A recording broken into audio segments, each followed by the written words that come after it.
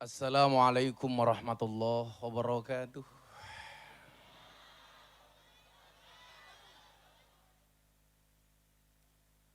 Alhamdulillahil qail. A'udzu billahi samil alimi minasyaitonir rajim.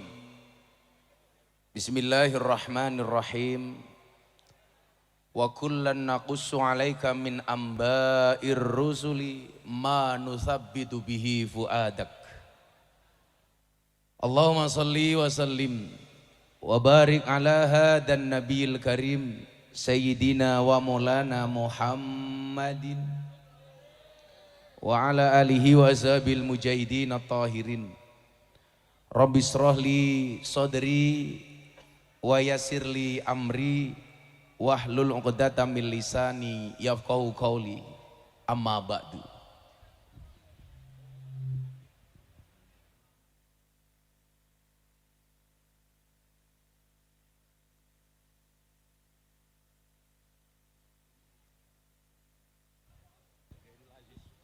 Hadratal muhtaramin, para masyayikh, para kiai, para alim ulama, para habaib, wabil khusus panjenenganipun Abah Ali Masyhuri. Beliau ini sesepuh untuk saya, selain keilmuan juga spesialis suwo. Salah satu yang mendoakan istri saya ketika divonis kanker. Didoakan sama beliau yang tadinya dokter memvonis istri saya 2 tahun meninggal dunia. Alhamdulillah salah satunya atas doanya Abah Ali, hari ini istri saya sembuh total. Hampir semua doa yang dikasih Gus Ali untuk saya semuanya mustajabah, kecuali doa nambah istri. Belum terbukti sampai hari ini. Semoga beliau panjang umur, semoga beliau sehat. Segenap para kiai dan masyayikh, para sesepuh engkang tuhu kinabekten. Para pejabat yang berkenan hadir dalam semua tingkatannya yang saya hormati, segenap panitia penyelenggara wabil khusus dzurriyah keturunan Raden Qasim Kanjeng Sunan Derajat, Akhinal Karim Gus Zainul Aziz, beserta keluarga dan dzurriyah yang saya banggakan.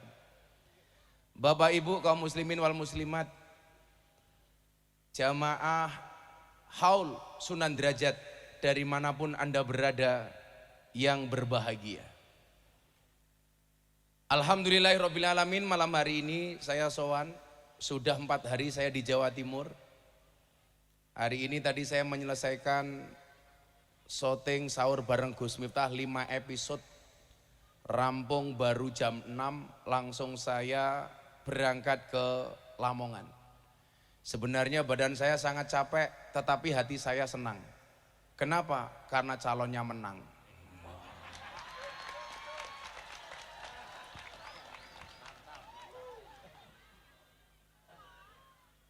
Ada 2 perasaan yang kemudian ketika saya harus sowan Kanjeng Sunan Derajat. Yang pertama, sebenarnya perasaan malu. Orang seperti kita harus matur tentang kewalian seorang Kanjeng Sunan Derajat. Saya tadi matur sama Gus Zainul, zaman saya dulu masih lelaku. Satu tempat yang sering saya kunjungi selain Alas Purwo adalah makam Kanjeng Sunan Derajat. Termasuk ke tempat beliau bertahanus di gunung sebelah sana itu. Mungkin tidak semua para ziarah pernah datang ke sana. Tapi alhamdulillah saya dulu pernah naik ke tempat di mana beliau bertahanus. Ini perlu saya sampaikan kiranya karena memang Nabi sendiri saja untuk mendapatkan keyakinan di dalam hatinya itu harus banyak mendengarkan cerita Nabi dan Rasul sebelumnya. Sebagaimana tadi ayat yang saya sampaikan, wa kullan naqussu 'alaika min amba'ir rusuli ma nusabbitu bihi fuadak. Sehingga kemudian kita bisa melihat bagaimana seorang Nabi Muhammad ketika berperilaku kesehariannya itu mencontoh nabi-nabi sebelumnya. Contoh peristiwa Nabi Muhammad ketika Isra Mi'raj. Ketika beliau sowan, beliau melepaskan sandalnya. Kenapa beliau melepaskan sandalnya? Karena beliau mencontoh ketika Nabi Musa akan bertemu dengan Allah di Bukit Tursina, Nabi Musa menggunakan sandal, Allah perintahkan untuk mencopot sandalnya.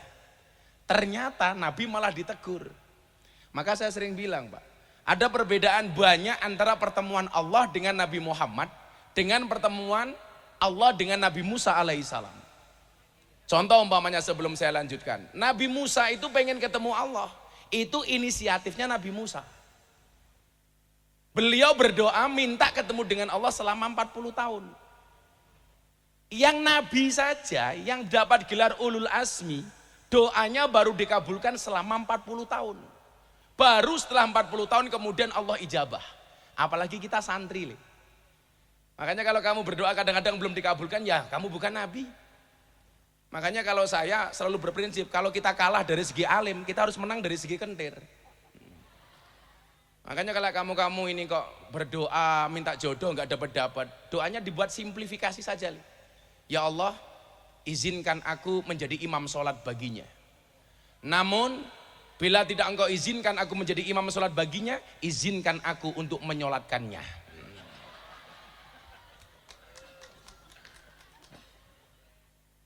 Tapi kalau santri begini, insya Allah masa depannya insya Allah jelas.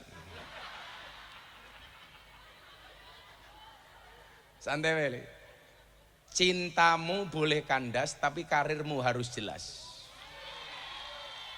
Kenapa? Karena karir yang jelas akan mengundang cinta yang berkualitas.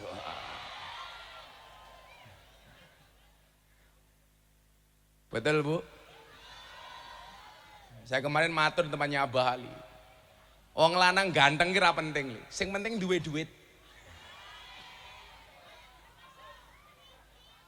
Lah kurang ajar, kaya jenengan Gus. Kowe berarti ngelokke aku merongos, kurang ajar ta kowe? Jadi ngeten, Mbah. Santri saya itu tanya lucu banget. Bah, kenapa di surga itu ada bidadari, nggak ada bidadara? Kita nggak pernah mendengar istilah bidadara. Kenapa selalu bahasa bidadari? Ternyata orientasi laki-laki dan perempuan itu yang membedakan kenapa kemudian di surga itu ada bidadari nggak ada bidadara. Kenapa di surga itu nggak ada bidadari nggak ada bidadara? Karena orientasi laki-laki dan perempuan itu beda, Pak. Laki-laki itu semakin kaya dia semakin butuh perempuan. Maka perempuan beda dengan perempuan. Perempuan itu semakin kaya dia tidak butuh laki-laki. Mila wong wedok ki lak wis sugih kon rabi males, ora penting wong lanang niku. Betul, Bu? Laki-laki itu semakin kaya dia semakin butuh perempuan, perempuan semakin kaya dia tidak butuh laki-laki. Nah, laki-laki kenikmatan tertingginya itu ya perempuan. Tapi perempuan kenikmatan tertingginya apa? Harta, emas dan berlian. Makanya laki-laki itu semakin kaya semakin butuh laki-laki, perempuan semakin kaya nggak butuh laki-laki. Laki-laki semakin kaya semakin nakal, perempuan semakin nakal semakin kaya. Itu loh Pak masalahnya itu. Apalagi perempuan sekarang, waduh, perempuan tuh mampu menyimpan dua pria di dalam satu hati. Wah.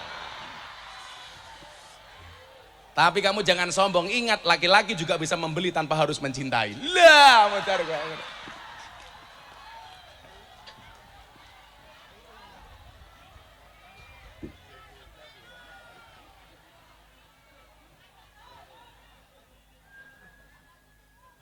Saya ini pengen menceritakan Nabi Musa dicontoh oleh Nabi Muhammad itu termasuk nanti pada akhirnya saya mau cerita. Di awal dulu ketika kontroversi saya ceramah di klub malam itu dasarnya apa? Apa korelasinya dengan Kanjeng Sunan Derajat itu mau saya sampaikan, Pak. Ujungnya nanti ke sana lah. Nah, Nabi Musa itu 40 tahun nih baru diterima. Makanya ya awal dulu lah ndonga bertahun-tahun baru dikabul gitu ya biasa-biasa saja. Maka kemudian Ibnu Athaillah mengatakan apa? La yakun ta'akhuru amadil ata'i ma'al ilhai fid du'a mujiban liyaksika. Fahuwa duminalaka al ijabah. Jangan sampai keberadaan doamu, keterlambatan doamu dikabulkan oleh Tuhanmu menjadikan kamu berputus asa. Kenapa? Karena fahuwa duminalaka al ijabah. Karena dia Allah pasti akan mengabulkan doa-doamu. Itulah alasan Pak, kenapa saya olahraga itu paling suka. 1, nge-gym. 2, sepedaan. Saya kalau sepedaan Pak, Jogja Sragen, PP saya kuat Pak. 200 kilo saya sepedaan kuat. Karena bagi saya orang berdoa itu seperti orang bersepeda. Cepat atau lambat pasti sampai tujuan. Maka teruslah berdoa walaupun doa-doamu belum dikabulkan. Cuman pesan saya satu, kalau bersepeda tetap berhati-hati di jalan. Kenapa? Karena jatuh di aspal tidak seindah jatuh di pelukan mantan. Ya.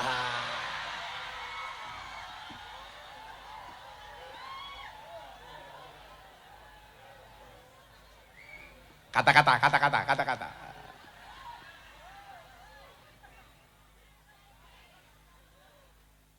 Ya bocah hadrah itu. Berakit-rakit ke hulu, berenang-renang ke tepian. Mantanmu sudah ke penghulu, kok kamu masih sendirian?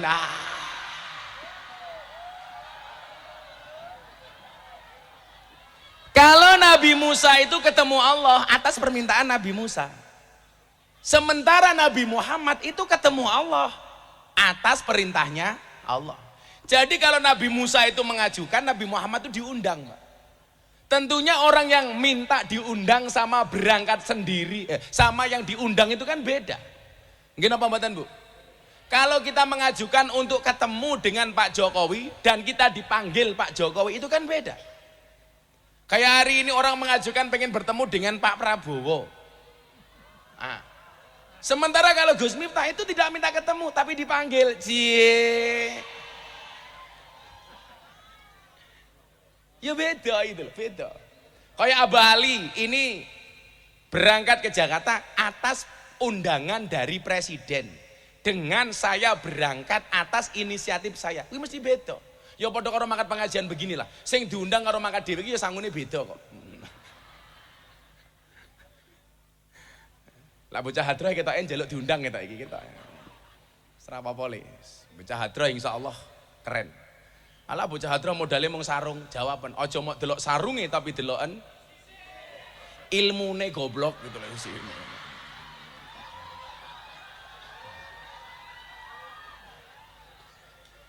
Apalagi perbedaan yang lain umpamanya Nabi Muhammad dengan Nabi Musa. Nabi Muhammad, mohon maaf, Nabi Musa ketemu Allah itu hanya di Bukit Tursina. Sementara Nabi Muhammad di Sidratul Muntaha, wis beda meneh. Nabi Musa ketika ketemu dengan Allah menggunakan sandal, ditegur sama Allah. Musa, copot sandalmu. Injak-injak bukit ini karena ini akan menjadi tempat suci karena merupakan tempat pertemuanku dengan pertemuanmu. Lah Nabi Muhammad mendengar cerita ini, ketika sowan Allah Bu, sandalnya dipakai. Mohon maaf, sandalnya dicopot. Malah ditegur. Muhammad kekasihku, pakai sandalmu. Loh, saiki kiai munggah panggung karo sing ra kiai beda kok. Lah munggah panggung ki kiai sandale dienggo. Abah Ali contohnya iki lho.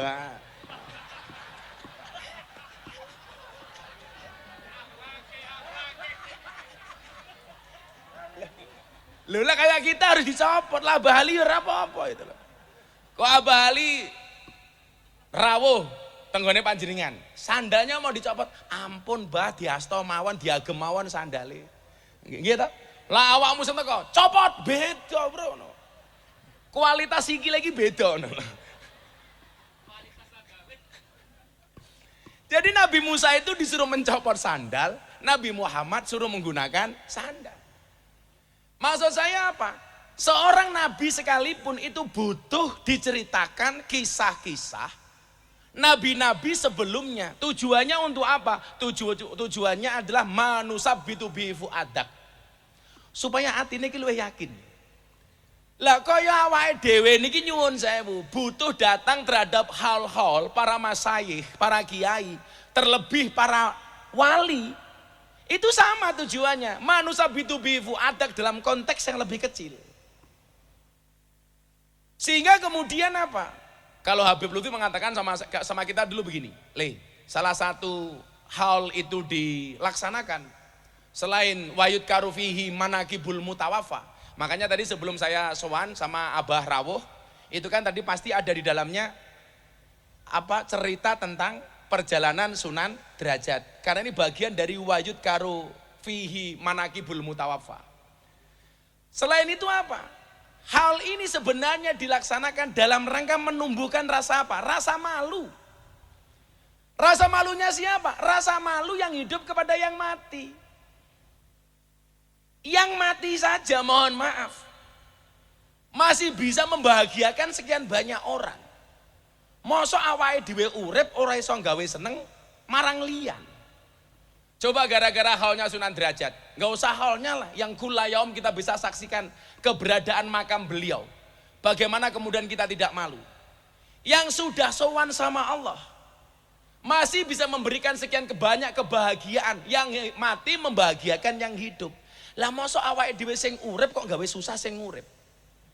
Contohnya sing gawe susah niku sinten? Cetha kalah ora trimo. Lah niku termasuk niku. Gawe susah niku.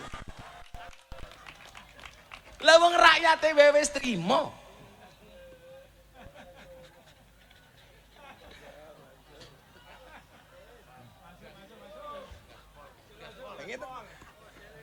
Makanya kemarin saya diundang, "Le, sesuk sahur ya." Jam piro sahur ngene jenengan, Pak? Kula matur ngoten. Jam pinten? So haul apa sahur? Saya pengen sahur bersama. Yang ceramah sebelum sahur Gus Miftah. Jam berapa? Jam 02.58 jamnya itu loh. Tapi sekalian sesuk bukanya jam piro? Jam Ganjar plus Anies. Hah? Maksudnya 16.24. Nah.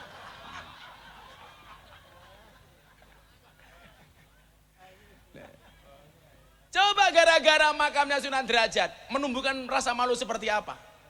Sekian banyak manfaat yang beliau berikan. Kalau matur kali Abah, ternyata menurut Gus Zainul benar. Luar pulau itu yang paling banyak ziarah ke Jawa, itu ya Lampung. Kebetulan Lampung itu tempatnya bapak ibu saya. Mbah saya itu Ponorogo. Tadi saya di jalan matur sama Gus Adim. Saya itu secara kultur lebih nyaman tinggal di Jawa Timur. Karena mbah saya itu Ponorogo. Yang kemarin Abah Ali bilang, "Le, kowe Mbah Ilyas." Nggih. Jadi kalau saya urutkan dari bawah itu Miftah Maulana Habibur Rahman punya bapak namanya Kiai Muhammad Murodi, punya bapak Muhammad Boniran, Muhammad Usman Jalal Iman Karyonawi Madarum, Kiai Ilyas, Mbah Muhammad Besari. Jadi urut ke-8 dari Mbah Ilyas, urut ke-9 dari Mbah Muhammad Besari. Ini saya pikir perlu kita kampanyekan wong Jawa ki kudu ngerti nasabe. Sehingga kita tidak kalah ketika berbicara soal keturunan dengan kawan-kawan kita habaib umpamanya. Loh, habaib saja itu diminta tes nasab, tes DNA. Apalagi kita orang Jawa gitu loh. Oh, kurang gawean meneh niku. Kurang gawean niku. Lah kula nyuwun sewu, bukan kalau saya dalam konteks kita orang Jawa sendiri, itu penting. Makanya tadi saya matur sama Gus Zainul, "Gus, urut pinten?" Urut 14. Itu lumrah, Pak. Karena saya sampai Mbah Muhammad Besari saja nomor 9. Mbah Muhammad Besari itu punya bapak namanya Mbah Anom Besari. Makamnya di Caruban. Yang istri beliau itu seorang syarifah, namanya Nyai Ruqayyah. Mbah Anom Besari punya bapak namanya Abdullah Mursad, makamnya di Kediri. Abdullah Mursad punya bapak namanya Raden Demang, punya bapak namanya Pangeran Demang, punya bapak namanya Susuhunan Wirasmoro, punya bapak namanya Panembahan Praworo, punya bapak namanya Sultan Trenggono, punya bapak namanya Raden Patah, punya bapak namanya Prabu Brawijaya. Minimal sampai Prabu Brawijaya saya masih hafal. Urutan ke-18 sampai saya. Prabu Brawijaya itu ciri-cirinya rambutnya gondrong, wonge ganteng.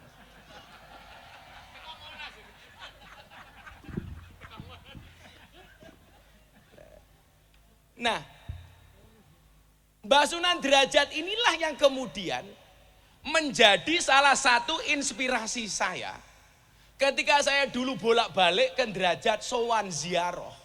Seperti para peziarah yang lainnya ini. Yang kemudian salah satu makalah beliau, itu yang saya jadikan dasar dan asas untuk saya kemudian ngaji di klub malam dan di lokalisasi, Pak.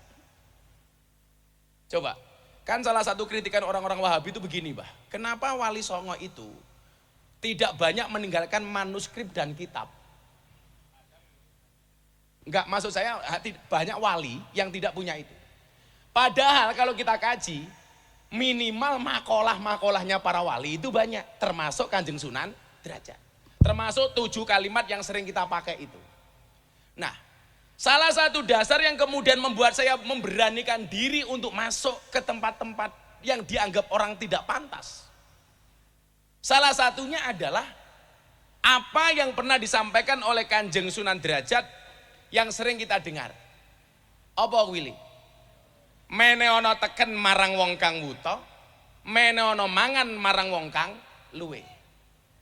Mene ono busana marang wong kang wuda, mene ono ngiyup marang wong kang kudanan. Yang dulu kemudian saya terjemahkan begini ketika saya masuk ke klub malam. Menyalakan lampu itu di tempat yang gelap, menyapu itu di tempat yang kotor. Itu terjadi tahun berapa, Pak? Tahun 1999 ketika pertama kali saya ke Jogja. Saya beranikan untuk masuk ke satu tempat yang paling menyenangkan di Jogja, namanya Market Flower atau Pasar Kembang. Disingkat Sarkem. Loh, saya bukan alumni. Aku kiai ini goblok kok alumni gitu loh. Nah ternyata apa yang disampaikan Kanjeng Sunan Derajat kalau kemudian kita tilik dengan hadisnya Nabi, itu kan selaras dengan wallah fi aunil abdi maka nal abdu fi auni akhi. Allah akan menolong hambanya manakala sang hamba mau menolong saudaranya.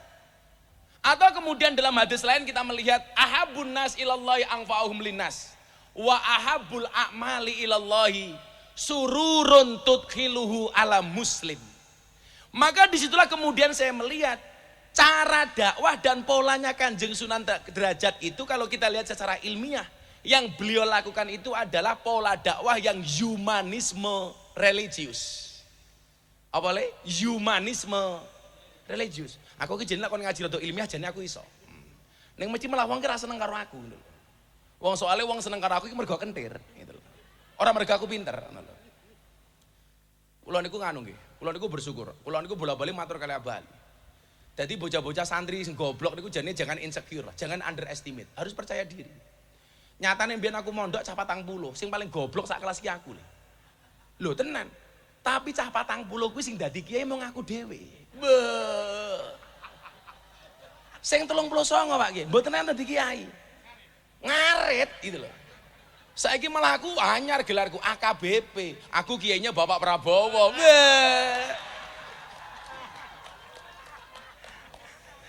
Menang ki bebas.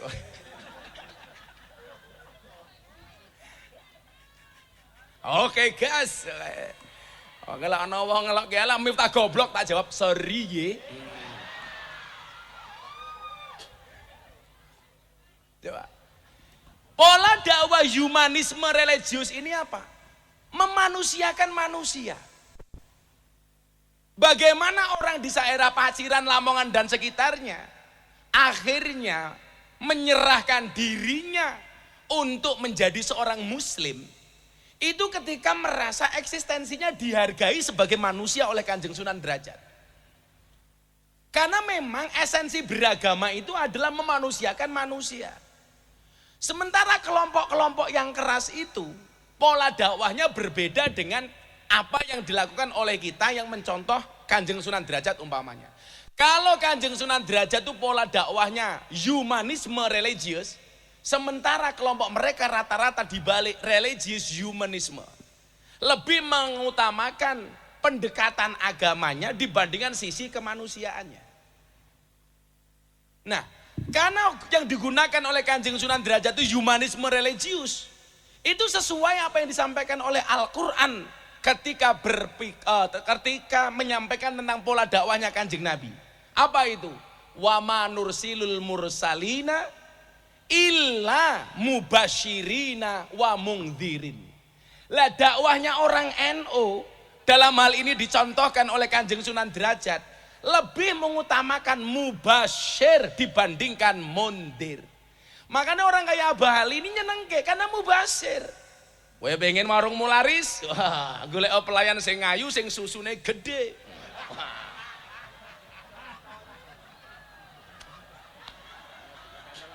Sing iso nggih cantolan kopiah. Benisu mesti cah Lamongan moro. Oke gas.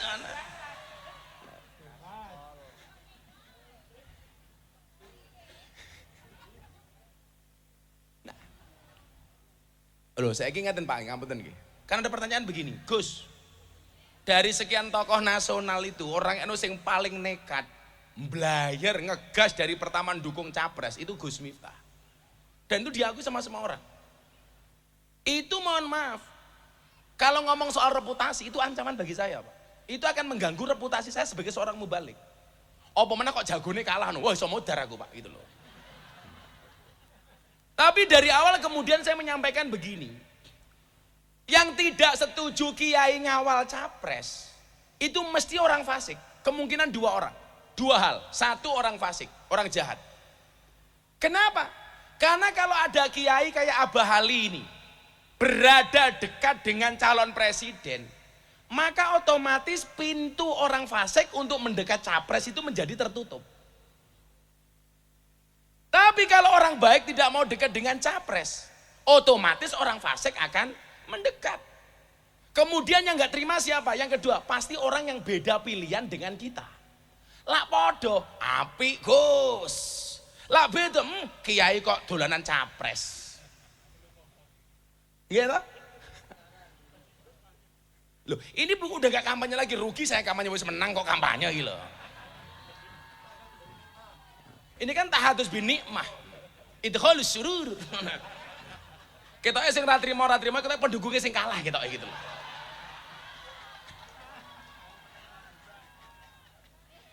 Seri Nah, persoalannya begini Pak. Ini untungnya kenapa kiai-kiai Ahlus Sunnah kayak Abah Ali itu berada di lingkungan capres. Coba Anda lihat, saya sering matur. Sikapnya Pak Prabowo 2014-2019 memang banding karo 2024. Beda Pak. Biyen atos Pak. Wong sekelilingnya ulama-ulama atos kok. Loh, baru sadar ya. Dulu Pak Prabowo 2014-2019 itu keras Pak. Galak. Kenapa? Karena di sekelilingnya ini orang-orang keras. Bangsa FPI, HTI, 212, malah kaya Wiro Sableng tuh. Gitu loh. Coba sekarang Pak Prabowo itu kelihatannya apa? Gemoy. Ayo. Santuy. Lah, kiai ini model Abah Ali kok kepiye tuh? Iya tuh. Makanya kan beliau waskito. Calon presiden sing paling cerdas kuwi Anies. Sing menang Prabowo. Sing paling bulet. Aku rawani neruski aku, sumpah aku. Maka benar apa yang kemudian disampaikan oleh Ibnu Athaillah. Apa? Latas habman la yunhiduka haluhu walayadulluka alallahi maqaluhu. Artinya pola seseorang itu tergantung sahabat orang-orang yang ada di sekitarnya Pak. Hari ini nyuwun sewu, ketika ada sekian banyak kiai Ahlus Sunnah di sampingnya Pak Prabowo umpamanya, kita punya harapan gambaran istana ke depan itu tetap Ahlus Sunnah. Coba Anda bayangkan kalau kemenangan Pak Prabowo sekarang di sekelilingnya itu orang-orang Wahabi Pak, sing wong sing cangkeme atos. Ayo.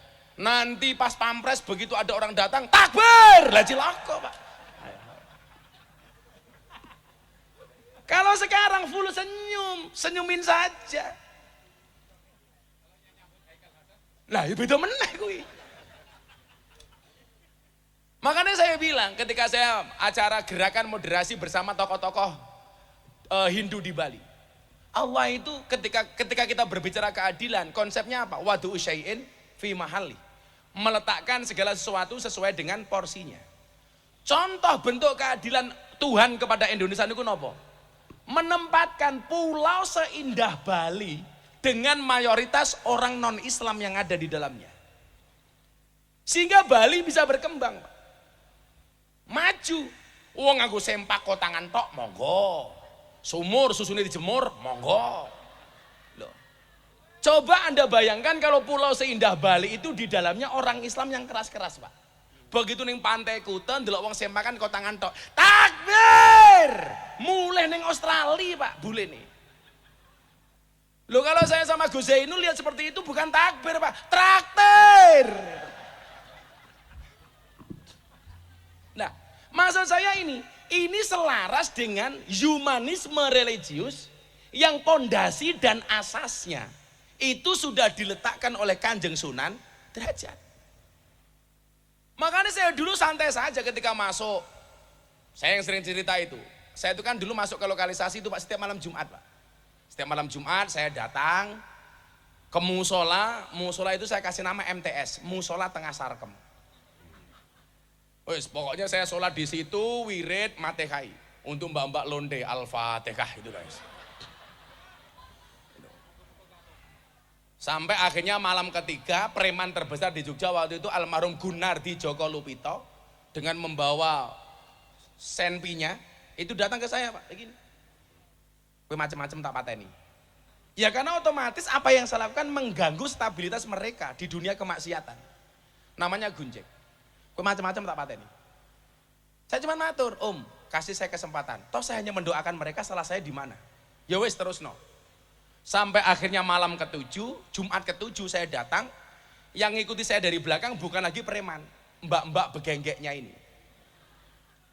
Begitu saya masuk musola, yang kemarin saya renovasi, Pak. Sekarang musola saya kasih karpet bagus, saya ganti atap, saya cat, ganti keramik, macam-macam.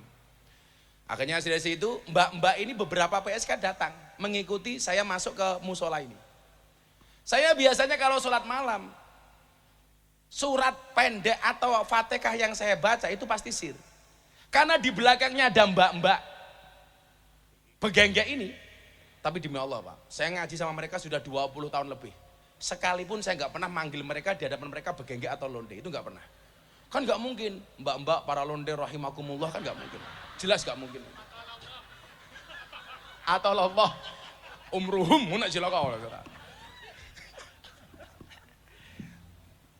Saat itu begitu saya baca Fatihah, kok mereka di belakang saya kok ikut mendengarkan nyemak orang sholat.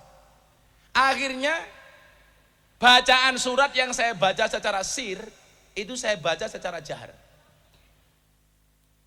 Saya ingat betul waktu itu yang saya baca itu surat Al-Muzammil, kelingan aku.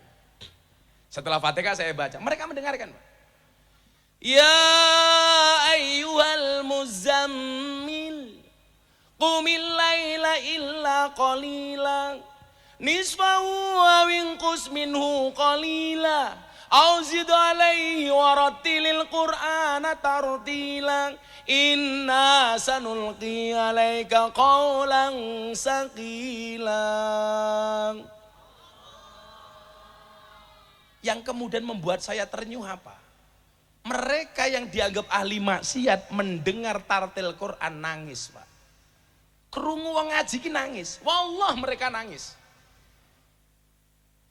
Kemudian saya lanjutkan di pertengahan ayat itu kan apa ya? Pertengahan ayat tengahane piye? Lali aku. Bukan pertengahan surat Al-Qur'an, ayat surat Al-Muzammil tadi itu. Inna nasyatal laili yashadu wat'aw wa qawamu qila inna laka fin nahari sabhan tawila wadhkur isma rabbika wa tabantal ilaihi tabtila Rabbul masyriqi wal maghribi la ilaha illahu fattakhidhu wakila wasbir ala ma yaquluna wahjurhum hajran jamila wadharni wal mukadzibina ulin na'mati wa mahilhum qalila. Di akhir ayat itu Allah kan mengatakan begini. Jadi begitu rakaat kedua saya lanjutkan, Pak. Saya ikut-ikutan nangis. Karena mbak-mbak di belakang saya itu nangisnya tambah kenceng nih. Begitu mereka nangis, saya ikut-ikutan nangis. Kenapa saya ikut-ikutan nangis? Apakah karena saya terenyuh ingat dosa? Ora, aku gengsi. Lah wong londe we nangis mosok aku ora. Jadi pertengahan ayatnya kan begini Pak itu. Inna rabbaka talamu. Ana sing hafal rata iki? Mosok Al-Muzammil rapal.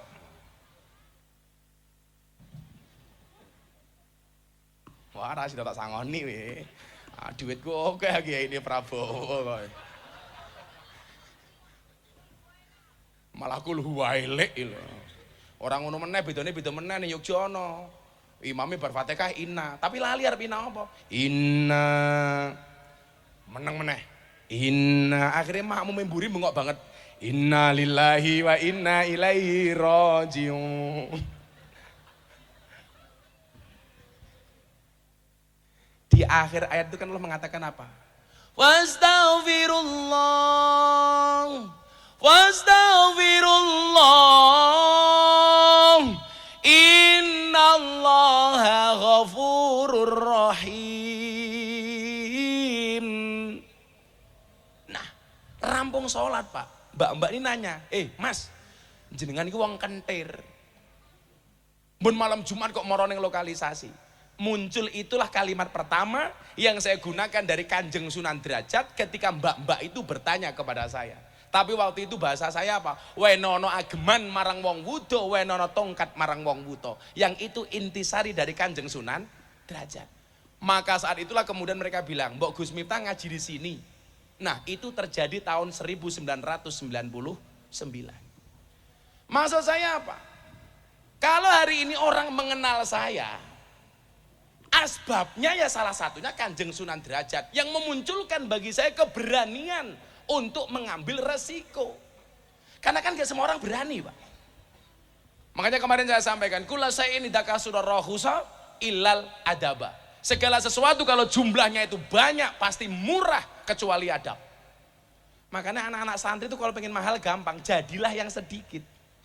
Karena barang itu kalau sedikit pasti langka. Kalau langka pasti antik. Kalau antik harganya mahal.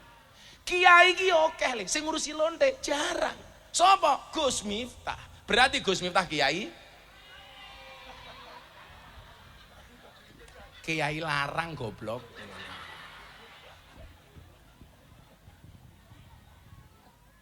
Nah, makanya wingi pas kula bah ono undangan saka Kanjeng Sunan Derajat. Memori saya tuh Gus, langsung ingat ketika saya dulu masuk lokalisasi. Karena itu yang saya jadikan dasar. Karena ketika berbicara apa yang disampaikan oleh Nabi, ahabun nas ilallah anfa'uhum linnas, menungso sing paling disenengi karo Gusti Allah, sing paling oke manfaati.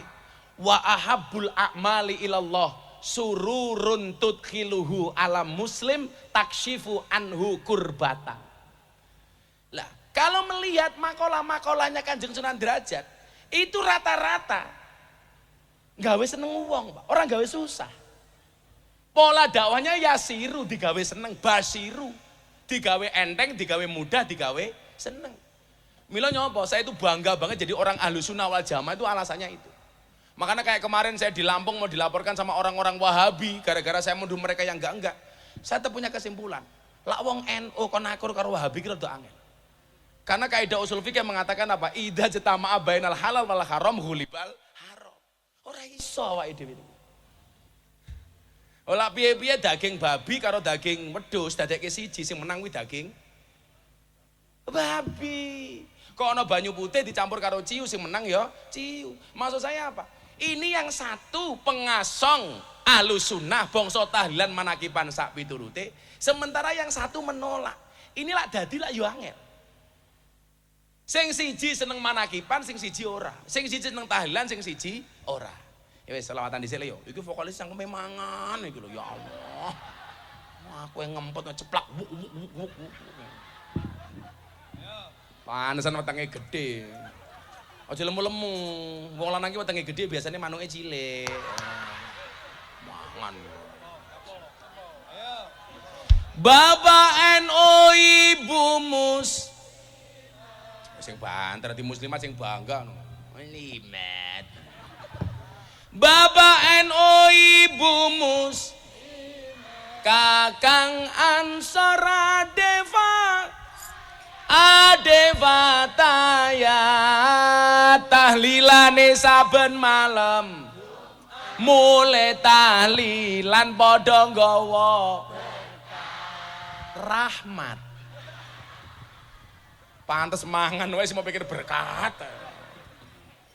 Tahlilane saben malam mulai tahlilan padha nggawa salatullah salamullah ala taha rasulillah rasulillah salatullah salamullah ala yasin habibillah salatullah salamullah ala yasin habibillah. Yen wis mati bondo ramelu bojo ayu wis ana sing nemu wis ana sing nemu sing ning kubur rasane lara anak bojo ra tau ndonga sing ning kubur padha tangisan anak bojo rebutan warisan. Salatullah bocah cilik diulang ngaji seso yen gedhe dadi kiai urip pisan aja mung dolanan ayo sregep derek pengajian urip pisan aja mung dolanan ayo sregep derek sholawatan. Salatullah salamullah ala taha rasulillah rasulillah salatullah salamullah ala yasin habibillah salatullah salamullah ala yasin habibillah. Sallu ala Nabi Muhammad. Dolan ning sawah dos ning kali kayu nangka digawe lemari Gosali gagah lan sregep ngaji akeh rondo sing njaluk di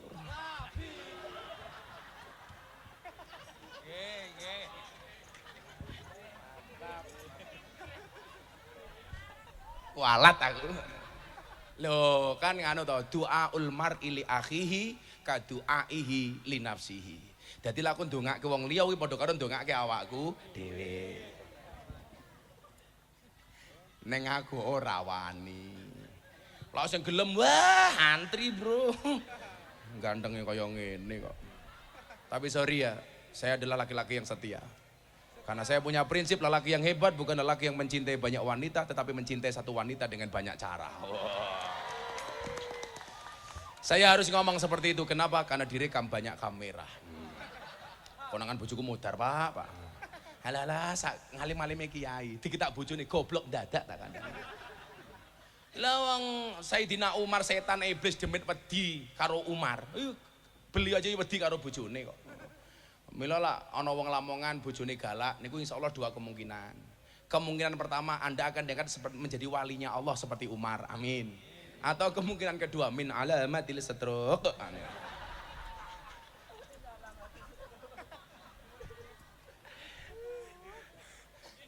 Kiai kaya apa kaya kula dudu kiai. Wes, delah bojoku galak ora jane bojoku iki. Mung bojoku iki ahli sejarah. Dadi lek sing lanang duwe salah pisan seumur hidup kelingan terus.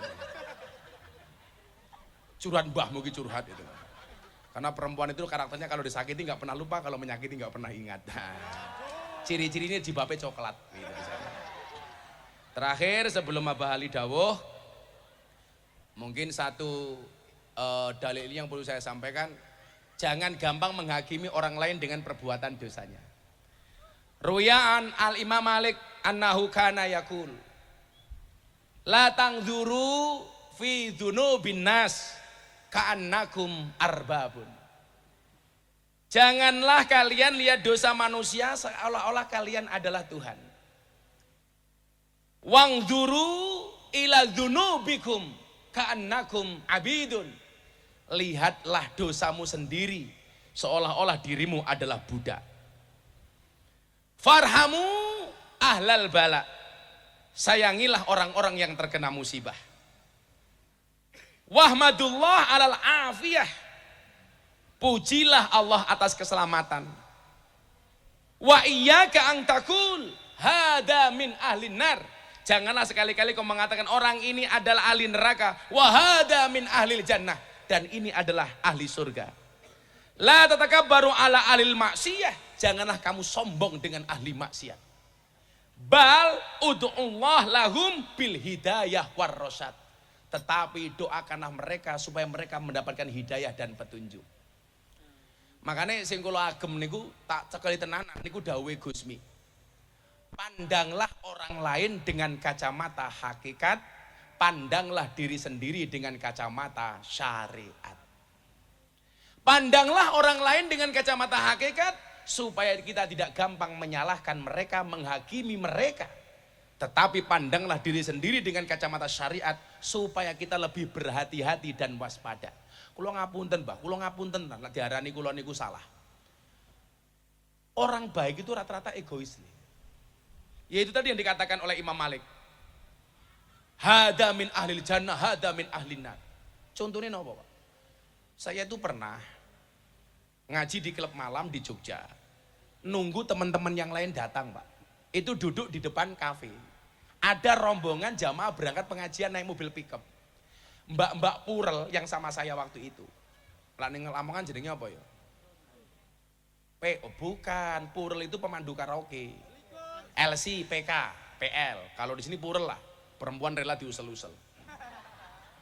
Yang mereka kerjanya di puskesmas, pusat kesenangan mas-mas. Yang dilakukan adalah karaoke, kata rock dibuka oke. Niku nyuwun sewu, Mbah. Begitu ini liwat pengajian niku nyuwun sewu, Gus Zainul. Mbak Purel ini mengatakan apa sama saya? Bah, doakan saya ya.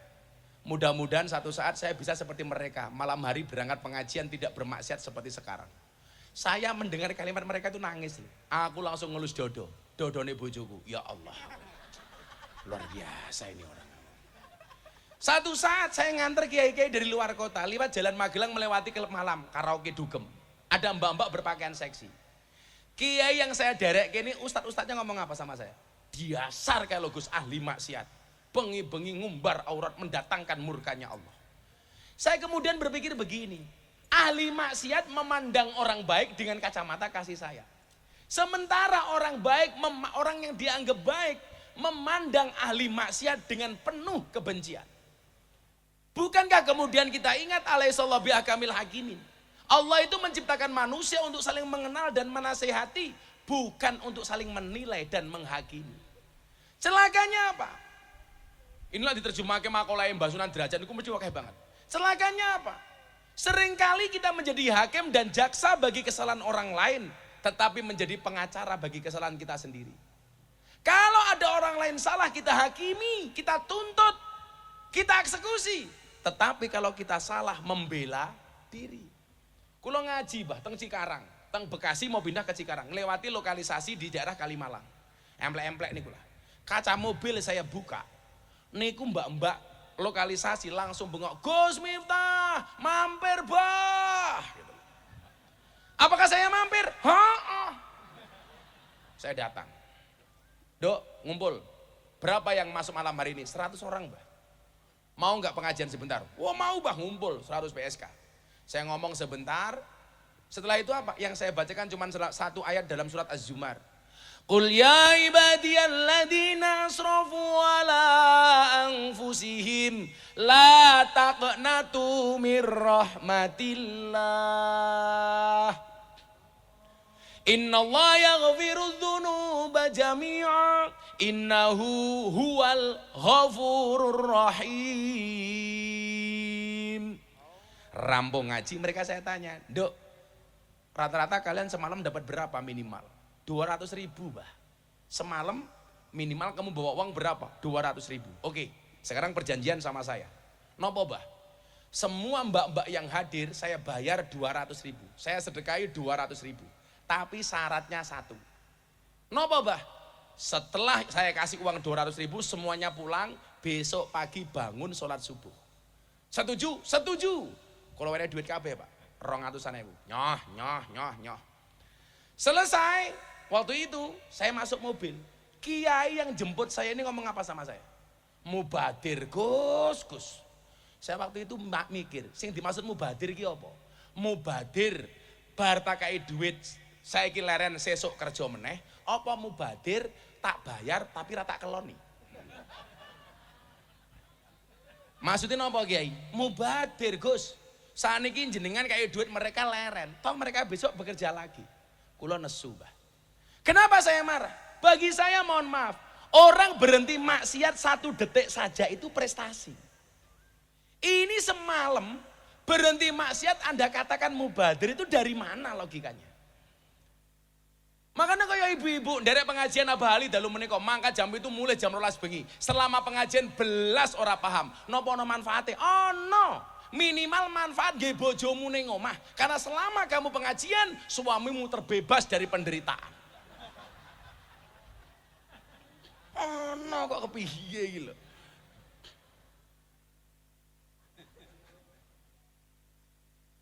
Lah kaya ana mbak-mbak PS kan Pak sedo, Pak. Saya layat kan ndongake. Ya saya layat ndongake.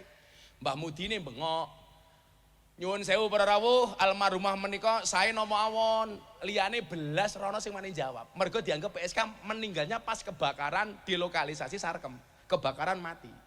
Meneng kabeh. Kula bengok, saya nopo awon, saya nopo awon, rampung saya diprotes. Gus, niku PSK kok jenengan ditakoni saya napa jawabnya saya. Maksudnya napa? Kowe salah.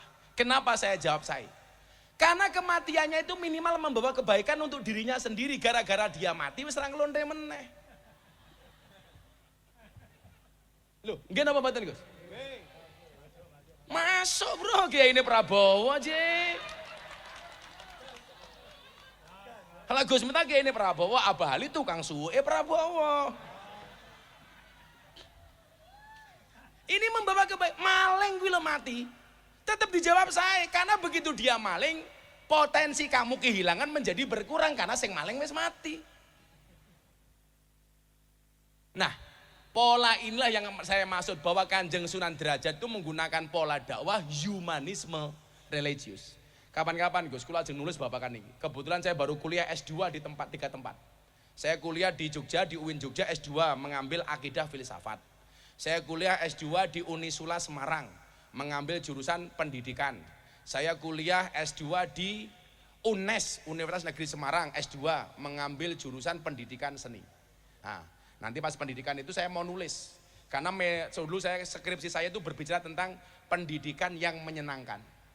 Lah, ini saya mau nulis humanisme religius by Sunan Derajat. Wow. Ya tagihan loh kayaknya. Malah tambah semangat aku. Jadi tahun ngarep aku wis kuliah S3. Wah, jadi sok Gus Zainul nyuruh aku wis Dr. Miftah Maulana Habibur Rahman. Lah saiki cukup prof, bukan profesor, provokator. Hanya Bapak Ibu, mari kita dengarkan mau idoh. Kalau ini baru mau idoh. Kalau ini cuma dongeng-dongeng saja dari Abah Ali. Cuman pesan saya cuma satu, yang sering kali saya sampaikan, jangan pernah menghina pendosa seolah-olah kita tidak pernah berbuat dosa. Bahkan ahli maksiat pun masih boleh masuk surga selama dia mau bertobat. Karena pada hakikatnya surga dan neraka Allah ciptakan sama-sama untuk ahli maksiat. Allah ciptakan surga untuk ahli maksiat yang mau bertobat, dan Allah ciptakan neraka untuk ahli maksiat yang tidak mau bertobat. Terima kasih. Assalamualaikum warahmatullahi wabarakatuh. Waalaikumsalam warahmatullahi wabarakatuh. Kepada Gus Miftah Kiai Haji Miftah Maulana Habibur Rahman Yogyakarta dihaturkan banyak terima kasih. Kaum muslimin muslimat, para masyayikh, jamaah istighosah dan pengajian akbar Haul Raden Qasim Sunan Derajat ke-514 yang dirahmati oleh Allah. Marilah kita dengarkan mau'izatul hasanah selanjutnya yang dirangkai dengan barokah doa oleh beliau Kiai Haji Agus Ali Masyhuri Sidoarjo. Dumateng panjenenganipun Abah Ali wekdal kula sumanggaaken. Shallu ala Nabi Muhammad.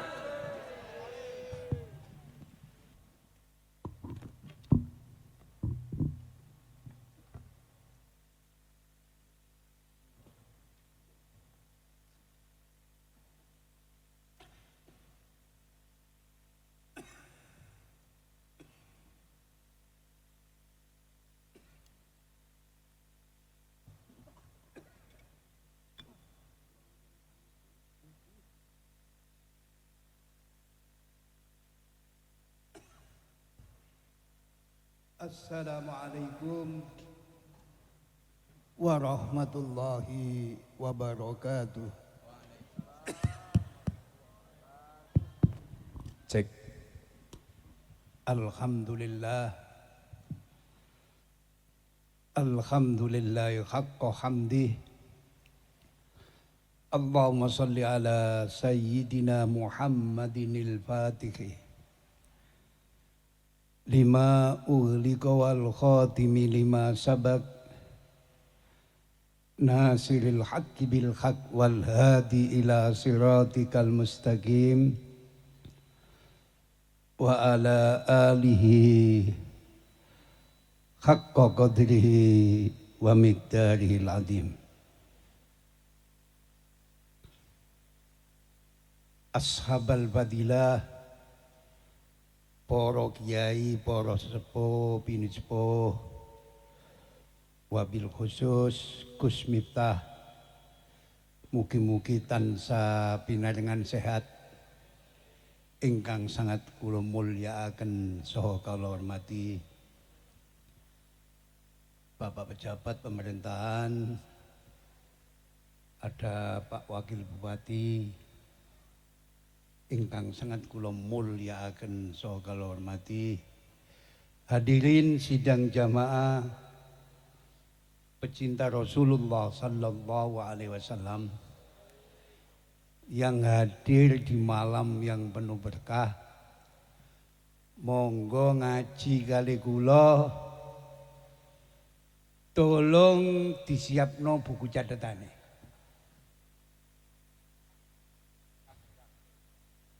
Pertama saya mengambil apa yang disampaikan Imam Sufyan ibnu Uyainah, guru dari Syekh Ahmad bin Hambal dalam bidang hadis. Beliau punya satu tesis, Inda dzikri sholihin tanzilur rahmah. Pada menyebut nama-nama orang soleh, turunlah rahmat. Selang beberapa tahun, dawuh ini diperkuat oleh beliau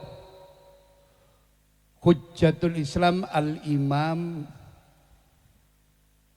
Abi Hamid Muhammad bin Muhammad Al-Ghazali. Yang dimaksud inda dzikri sholihin tanzilur rahmah, pada menyebut nama orang soleh turunlah rahmat. Bukan rahmatnya yang turun, tapi sebabnya rahmat yang turun. Awalnya rahmat adalah melaksanakan kebajikan. Sedang awalnya kebajikan adalah mencintai orang-orang soleh yang istiqomah melakukan kebajikan. Stop. Bisa dilanjut? Bisa dilanjut? Sabda ini diperkuat oleh apa yang disampaikan oleh salah satu tabi'in yang terkenal, Ibnu Sirin. Inna hadal ilma dinun fanduru amman ta'khuduna dinakum. Allahumma sholli ala Muhammad.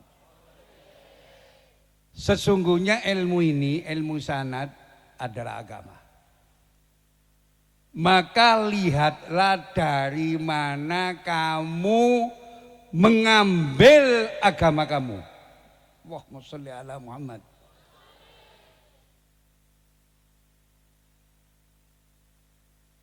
Dawuh ini sangat luar biasa. dari mana kamu mengambil agama kamu. Ilmu ku nek sanate jelas, siji barokah, loro manfaat. Sunan Derajat bisa menjadi begini karena sanad keilmuannya jelas. Sunan Bonang dirubung wong sampai hari ini karena sanad keilmuannya jelas. Allahumma sholli ala Muhammad. Di Indonesia ini, cepat selalu. Ada dua ulama besar yang mampu mewariskan sanad keilmuan yang sangat luar biasa. Catatan.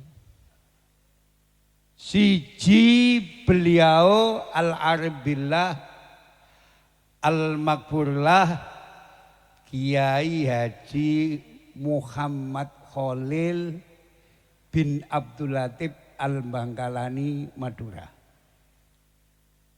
Yang kedua Mbah Soleh Darat Semarang. Kedua kiai ini umurnya relatif sama, mondoki bareng ke Mekah, gurunya sama, sehingga mampu mewariskan sanad keilmuan yang luar biasa. Supaya lengkap kajian di Khol malam ini, di tahun 1850 Masehi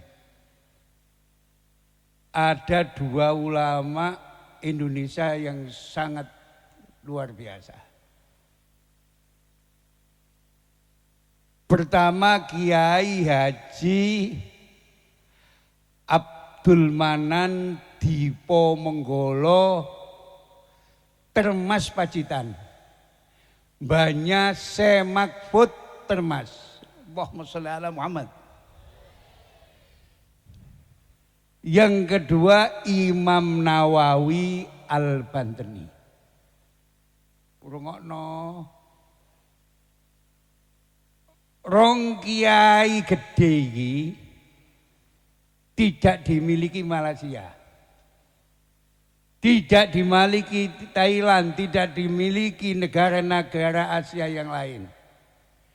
Tapi asli produk ulama Nusantara, ulama Indonesia, wong Jawa, ketepatan adalah orang-orang Jamiah Nahdlatul Ulama. Allahumma sholli ala Muhammad. Bisa dilanjut. Tahun 1850. Malaysia belum punya intelektual semacam itu. Thailand belum punya, India belum punya.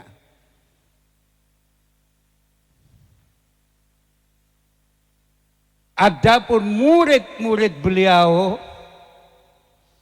pertama murid Hadratus Syekh Kiai Haji Muhammad Khalil bin Abdul Latif adalah K.H. Hasim As'ari, seorang pendiri pondok pesantren Tebuireng Jombang, seorang pendiri Jamiah Nahdlatul Ulama sekaligus sebagai pahlawan nasional. Top Markotop belum ada. Ngedekno pondok do zaman penjajahan gak gampang. Mendirikan sebuah organisasi gak gampang. Tapi beliau Mbah Hasim mampu mengukir prestasi dan prasasti. Contoh, dalam pertempuran 10 November saja, Mbah Hasim bisa ngerahkan pasukan 30.000 santri untuk jihad mempertahankan kemerdekaan di Surabaya. Allahumma sholli ala Muhammad. Tidak ada.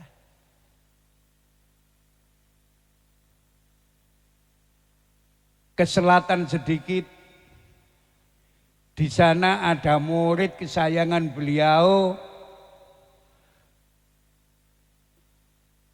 KH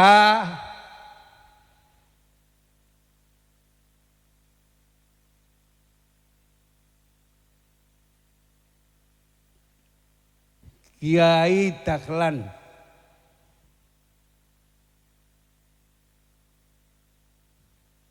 Yang mampu mengukir prestasi Minhajul Abidin sing lembute ngutasawufe.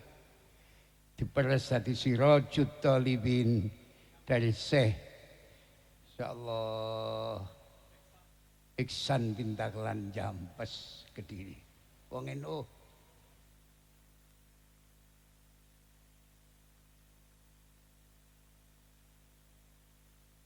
Ngalor sedikit di sana ada KH Wahab Hasbullah. Seorang penggerak Jam'iyah Nahdlatul Ulama, pendiri Jam'iyah Nahdlatul Ulama, sebagai pendiri pondok pesantren Bahrul Ulum Tambak Beras Jombang. Allahumma sholli ala Muhammad. Balik ke selatan, di sana ada KH Romli, Kiai Romli, insyaallah seorang mursid Toreko Qadiriyah Naksabandiyah dari Rejoso Peterongan Jombang. Ini murid tapi ketengan sekali. Ke timur sedikit di sana ada KH Abdul Karim. Insyaallah Sidogiri Pasuruan. Di sana ada KH Habib Abdullah bin Ali bin Hasan Al-Haddad Sangeng Bangil. Allahumma sholli ala Muhammad. Ke timur sedikit di sana ada KH Sidik Jember. Rata-rata anak cucunya menjadi kiai-kiai besar di Republik ini. Ada Mahfud Siddiq, ada Ahmad Siddiq, insyaallah ada KH Ali Mansur, penggubah Sholawat Badar, itu Bani Siddiq semua. Ke timur sedikit ada KH Samsul Arifin, insyaallah. Balik ke barat, ke utara sedikit, daerah saya di sana ada KH Khodzin Buduran Panji Sidoarjo. Tatkala beliau Syekhona Khalil pulang dari Makkah Madinah, mendapat amanat dari Rasulullah Sallallahu Alaihi Wasallam untuk menyampaikan salam kepada beliau Kiai Khosin. Dengarkan, wong diuluki salam Kiai Hamid Tekramat wong. Iki sing kirim salam iki Rasulullah Sallallahu Alaihi Wasallam. Digolek. Ketemu wis wadon jelo. Ben salame kula tirami. Allahumma sholli ala Muhammad. Di sana ada KH Yakub Buduran Panji Sidoarjo, merupakan kiai konglomerat pada zamannya. Coro saiki eling Khairul Tanjung. Rata-rata masjid jame di Jawa Timur, di sana ada jayanya Kiai Yakub Panji. Allahumma sholli ala Muhammad. Termasuk Masjid Jame Sidoarjo. Ikut bukan bangunannya Pemda, tapi jahiliyahnya Kiai Yakub Panji. Allahumma sholli ala Muhammad. Kula dongakno sugih kabeh ning Kiai Yakub. Allahumma sholli ala Muhammad. Adapun murid dari beliau Mbah Soleh Darat termasuk R.A. Kartini, termasuk H.O.S. Cokro Aminoto. Otot delok Cokro iso maca kitab iki. Termasuk K.H. Ahmad Dahlan, pendiri Muhammadiyah. Allah. Mulai konco-konco NU Muhammadiyah gak usah tukaran. Iku tunggal guru. Bahkan secara nasab kedua-duanya adalah dzurriyyah dari Sunan Giri Gresik. Allahumma sholli ala Muhammad. Allahumma sholli ala Muhammad. Bisa dilanjut? Bisa dilanjut? Inna hadal ilma dinun. Fanduru amman ta'khuduna dinakum. Sesungguhnya ilmu ini, ilmu sanad adalah agama. Maka lihatlah dari mana kamu mengambil agama kamu. Allahumma sholli ala Muhammad. Kalau yang diambil itu sanad keilmu jelas dari para wali-wali songo yang ada di negeri ini, sambung kepada beliau Rasulullah sallallahu alaihi wasallam. Gak usah tes DNA, nek sanad keilmuane sumber itu kono, insyaallah sambung dengan beliau Rasulullah sallallahu alaihi wasallam. Muga-muga tadi keterangan sing barokah, tadi keterangan sing manfaat. Niki kula wacae dongae sebab pidato nduk kholi wali kok ale tawa-tawa. Rata-rata wali-waline Allah mboten demen ngomong. Gak ono waline Allah gedabur sih gak ono. Mulai langsung kula dungani sampeyan namini nggih. Donga niki jenenge sholawat Badawi Kubro. Guru kula dawuh nek ana kampung diwacana shalawat iki insyaallah aman. Berkah, murah sandang, murah pangan, insyaallah penduduk tadi penduduk al-ibadah. Al-Fatihah. Bismillahirrahmanirrahim. Alhamdulillahirabbil alamin. Allahumma shalli wa sallim wa barik ala sayyidina Muhammadin nurid dat wa sirris sairil asma'i was sifat. Allahumma shalli ala nuril anwar wa sirril asrar wa tiryakil aghyar wa mitahi babil yasar. Sayyidina Muhammadinil mukhtar wa alihil adhar wa ashabil akhyar. Adada ni'amillahi wa ifdalih.